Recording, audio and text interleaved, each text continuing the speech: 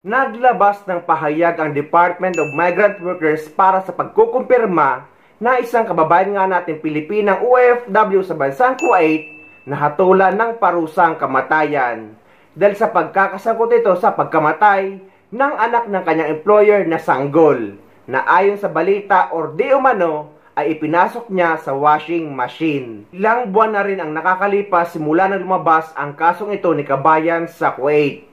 Pero ngayon, hinatulan na siya ng parusang kamatayan sa pamamagitan ng bitay. At ayon naman sa Department of Migrant Workers, ginagalang nila ang batas ng Kuwait government. Ngunit para naman sa kaalaman ng lahat na unang araw pa lang na nalabas ang balitang ito, ay nakaalalay na ang legal team ng Department of Migrant Workers sa kaso ni kabayan. Ngunit eto na nga lumabas na ang resulta ng investigasyon. At ayon sa DFA ay may pag-amin si kabayan na nagawa nga niya ang nasabing krimen dahil nainis siya sa bata. Ito yung dating video. Nakakulong ngayon sa Kuwait ang isang Pinay domestic worker na sangkot umano sa pagkamatay ng isang batang Kuwaiti.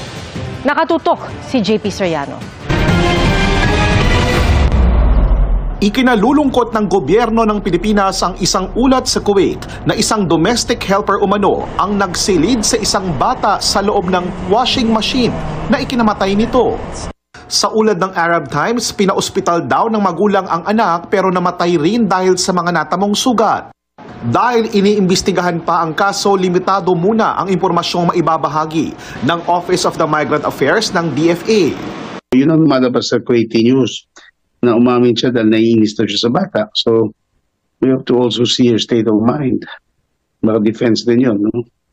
Na hindi naman normal na gagawin mo yun sa sanggol. 1-year-old lang bata. Nakikiramay ang gobyerno ng Pilipinas sa Kuwait at pamilya ng bata, pero bibigyan pa rin ng legal assistance ang OFW na nakulong ngayon. We assure everyone that the DMW, of course, aside from cooperating with the Kuwaiti authorities and our embassy in Kuwait, will pursue an in-depth look on this incident. Nakakulong sa Kuwait ang isang Pilipinang domestic worker na sangkot umano sa pagkamatay ng anak ng kanyang employer doon.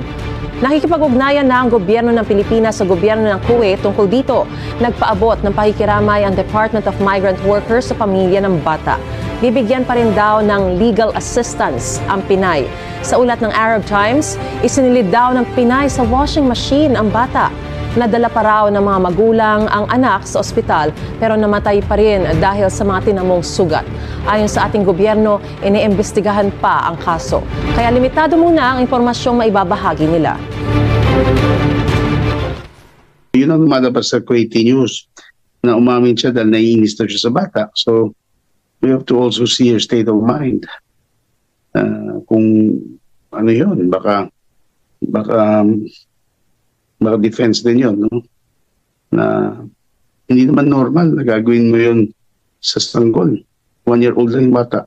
We assure everyone that the DMW, of course, aside from cooperating with the Kuwaiti authorities and our embassy in Kuwait, will pursue an in-depth look on this incident. So maging paalala ito sa lahat ng kababayan nating OFW, lalo na dito sa Middle East, na kahit ano pa ang inis nyo sa trabaho, kahit gaano pa kayo kagalit, iwasan yung gumawa ng krimen.